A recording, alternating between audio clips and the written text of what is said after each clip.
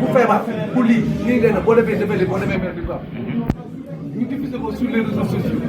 communiqué si ba nga xam yow boo toogee tabaski jot te voisin amul tabaski boo bindee du mën a amul mais fii loolu amul fii da ngay bokk si kaa ñu jox la wala du la jox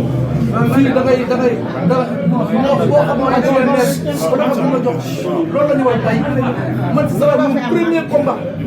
moo tax samay gars dama leen samay ñooñ ñi nga xam ñooy ànd ëllëg bu ma kenn taxaw naan ma man ak yow ñu doon ànd maa la gën a xeex non amul kii ànd ak man di wër si biir Médina ëpp